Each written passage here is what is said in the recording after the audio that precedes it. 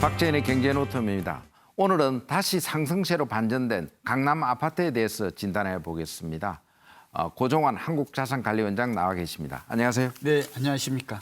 요즘 그 강남 재건축 아파트하고 그 마용성인가요? 네. 그걸 중심으로 해서 뭐 가격이 굉장히 들썩거리고 좀 오름세로 뭐 반전되고 있다는데 지금 시장 상황이 좀 어떻습니까? 네, 말씀하신 대로 시장이 몹시 좀 혼란스러운 것 같아요. 예, 말씀하신 대로 이제 특히 엄마 아파트라든지 잠실 주공 5단지가 해제되고 있거든요. 네. 이런 것들이 작년 9월, 10월만 해도 그러니까 엄마 아파트 31평, 그러니까 76제곱미터가 19억 고점을 찍고 올 2월까지 이게 한 15억 정도로 이게 4억 정도가 빠졌었어요. 그러다가 다시 3월부터 좀 움직이기 시작하더니 이제 한 18억까지 또 정고점을 임박했다 이런 상황이 나타나고 있고요. 그러니까 재건축이 급락했다가 9.13 대책 이후에 다시 오르고 있다라는 점이고 강남의 재건축뿐만 아니라 소위 인기 지역이라고 하는 우리가 마용, 성광 이렇게 말하잖아요. 동작구까지 포함하면 5군데가 됩니다. 왜냐하면 이들 지역은 강남권에 인접하거나 또 광화문에 인접하거나 그런 특징이 있죠. 인접 지역이. 이런 지역에 중소형 새 아파트 가격도 좀 약간 떨어지는 듯 하더니 재건축만큼 많이 안 떨어졌습니다만 다시 오르고 있어요. 실수요자들이 매입을 한 것으로 보이죠. 이런 현상이 나타나니까 한마디로 이제 저도 그렇고 전문가들도 예기치 못한 상황이에요. 그런 상황이 지금 발생하고 있고 그러다 보니까 많은 관계자들이 지금 혼란스럽고 예측 불허 때문에 고민하고 있다라고 볼 수 있겠습니다. 그런데 그동안 그래도 9.13 대책 이후에 좀 뭐 약발이 먹혀갖고 가격이 조금 떨어지다가 이렇게 왜 그렇게 갑자기 상승세로 반전 뭐 그런 그렇죠. 특별한 이유가 있습니까? 그렇죠. 모든 우리 경제학의 원리는 인과관계 법칙이잖아요. 이번에 분석해 보니까 이 원인도 한 서너 가지로 좀 우리가 꼽을 수가 있을 것 같아요. 가장 첫 번째 이유는 강남이 다시 오르는 이유는 이번에 그 정부가 상기 신도시를 세 차례에서 발표를 했잖아요. 6군데나 30만 가구.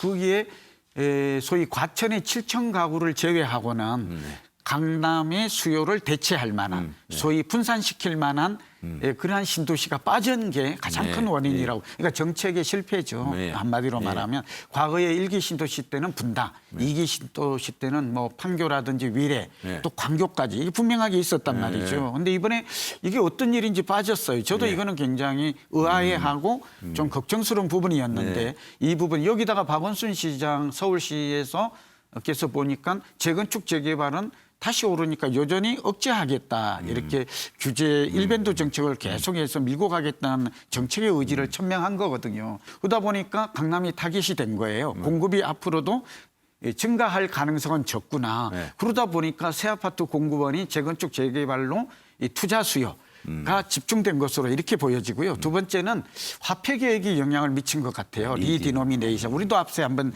발표편 얘기했었잖아요. 이때 보니까 이게 증거가 되는 게 30, 40대가 주택 구매를 이 상승기에 많이 한 것으로 나타나요. 그 얘기는 뭘까요? 본래 30, 40대는 소득이나 자금력이 높지를 못해요. 재건축에 현금 부자가 아니면 접근하기가 어려운 거거든요. 그런데 이렇게 된 걸 보면 아무래도 돈을 가진 특히 이 블랙머니 이런 쪽에 검은 돈 이런 돈들이 중요 상속의 형식을 빌어서 또는 리디노미네이션이 혹시 언제든 당장은 안 하겠지만 이 되었을 때의 자금 출처 조사에 대해 세탁용으로 혹은 절세 대책용으로 들어온 것으로 저는 추정합니다. 여기다가 금리나 미국발 이런 것들이 좀 영향을 미치고 있다. 이런 몇 가지가 지금 강남 아파트의 가격을 재건축을 급락했다가 다시 되올리는 이 반등하는 그런 주요 이유가 아닌가 이렇게 판단이 됩니다.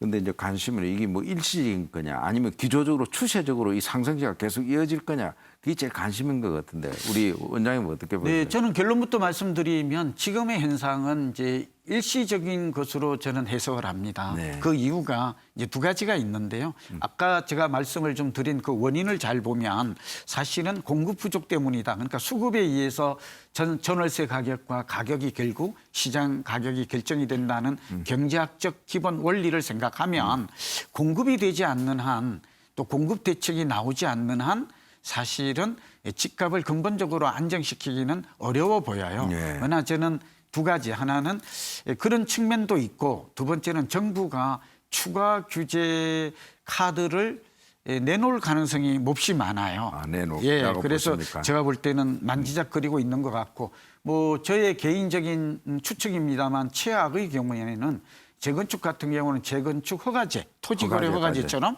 재건축 거래 허가제 같은 것도 도입이 될 수가 있는 것이죠. 네. 뭐 신고제를 넘어서 허가제가 되고요. 또 얘기하는 사람들의 자금 출처 조사 이런 것들이 더 세밀하게 이루어진다면 아무래도 이런 부담을 무릅쓰고 강남 재건축을 사는 수요는 줄어들지 않을까. 정부가 쓸 수 있는 카드는 저는 아직도 많이 남아 있다라는 아직도 많이 생각이고요. 남아있다. 두 번째는 이건 팩트입니다. 이건 진실은 뭔가 하면 우리나라 부동산 경기도 일정한 사이클 주기가 존재한다는 것이에요. 네. 빅데이터로 보면 네. 예를 들면 집값은 5, 6년 상승하면 4, 5년 하향 안정. 그러니까 하락이 아니라 이 말이 주목하죠. 안정, 횡보하는 경우가 있었어요. 그걸 보면 2013년에 집값이 올랐는데 그래서 저는 개인적으로는 작년 9월, 10월이 고점이다.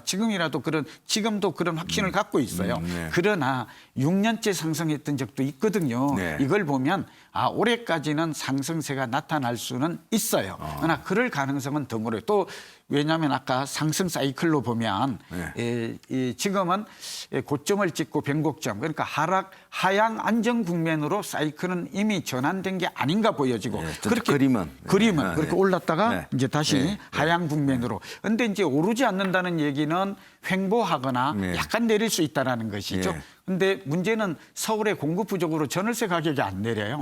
그런데다가 땅값이 또 지금 받쳐주고 있어요. 공시지가 나왔잖아요. 그런데 이 공시지가가 서울이 약 12%로서 그러니까 땅값이 내려야 아파트값, 집값도 내릴 그렇죠. 터인데 이게 지금 인과관계가 땅값이 안 내리고 있다. 네. 그다음에 이제 글로벌 PIR 지표로 보면 서울은 그전에도 말했습니다만 그렇게 버블이 많지를 않아요. 그러니까 내리더라도 많이 안 내릴 것이다. 이런 인식이 확산됐어요. 그럼에도 불구하고 저는 선행 지표, 이 부분이 중요합니다. 뭐냐 그러면 그렇게 보면 오를 수 있는 요인이 더 많지 않을까 이렇게 볼 수 있는데 하나는 거래량이 지금 그 평균 5년 평균 거래량의 30-40%로 급감해 있어요. 그리고 물론 5월에 주택 거래량이 살짝 좀 증가했다고 합니다만 그래도 이 거래량 자체가 평균 전년도 대비해서 아주 회복을 못하고 있어요. 거래량은 가격의 1, 2분기 선행하는 선행 지표 역할을 톡톡히 하고 있는 거거든요. 그다음에 경기가 둔화되고 있어요. 여기다가 정책이 더 강화. 그러니까 오를 수 있는 요인은 금리 인하 요인 외에는 내년까지는 없다. 이런 말씀을 드리고 또 부동산 경기는 일정한 상승 국면과 하락 국면, 사이클과 주기가 있다는 걸 생각하면 지금의 상승은 일종의 정책의 부작용이거나 일부 자금들이 좀 쏠리는 이런 현상 때문에 유동성이 증가하고 이런 것 때문에 움직인 것으로 그렇게 보여지고 하반기 이후에는 좀 안정되지 않을까 그렇게 예상하고 있습니다. 그러면 고 원장님 지금 뭐 마지막으로 그러면 이 실수요자나 이런 분들은 어떻게 지금 하반기에 대응을 해야 됩니까? 조금 아까 혼란스럽잖아요. 네, 매우 혼란스럽죠. 롤러코스터죠. 그러니까 강남은 롤러코스터. 근데 지금 우리가 주목해야 될 것은 우선 두 가지입니다. 하나는 전체 시장의 흐름은 안정세입니다. 수도권과 지금 서울의 강남의 재건축. 우리가 누구나 다 아는 것이죠. 그다음에 우리가 블루칩이라고 소위 말하는 강남의 중소형 아파트와 마용 성광동 이 인접한 두 번째 우리가 옐로우칩이라고 말을 하죠. 이런 주택들이 결국은 움직이는 거거든요. 그러다 보니까 상계 신도시의 물량이 2022년 이후에 나오더라도 그러니까 공급이 되는 거죠. 분양이 되더라도 당장 이러한 수급을 완전히 해결하기는 서울에 어렵다라는 인식. 그리고 이런 인식은 틀린 게 아니에요. 전문가도 그렇고 일반인도 그렇게 충분히 생각할 수 있죠. 그래서 저는 두 가지 전략을 말씀드립니다. 하나는 우선은 부동산 경기 과거의 사이클을 보면 10년 주기설도 있고 벌집 순환 모형도 있는데 올해 말까지는 이렇게 이제 변곡점 초기 국면의 과도기에는 좀 혼란스러운 모습이 과거에도 있었어요. 그럴 때는 이때는 좀 관망하고 올해 말까지는 시장의 흐름을 냉정하게 좀 지켜보라는 말씀을 드리고 싶어요. 조바심 내지 말고. 그리고 조바심 낼 때가 아니에요. 이미 사기에는 5년이라는 긴 시간을 놓쳤다니까요. 매수자 입장에서.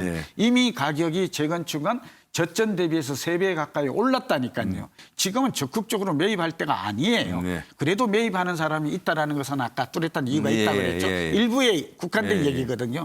두 번째는 내년 2021년을 우리가 그때도 얘기했습니다. 문제는 이렇게 재건축도 억제하고 또 이 상기신도 강남 대체 주거지 이런 것도 안 나오게 되면 2021년에는 소위 입주 가뭄 현상이 벌어져요. 저도 이걸 우려하고 있거든요. 그렇게 되면 2021년경에는 다시 전세값이 오르면서 집값도 움직일 여지는 있어요. 그러나 올해 내년까지는 단기적으로는 좀 안정될 것이다.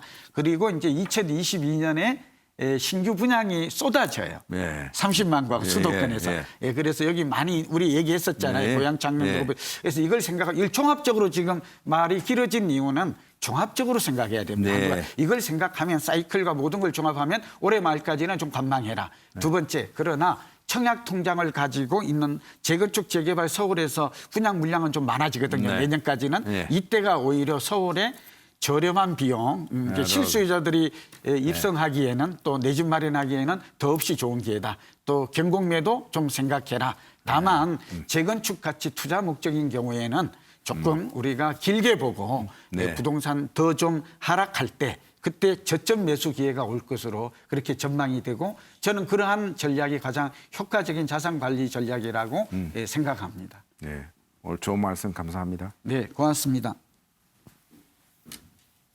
네, 지금까지 강남 아파트에 대한 전망에 대해서 한번 진단해 봤습니다. 박재현의 경제협이었습니다.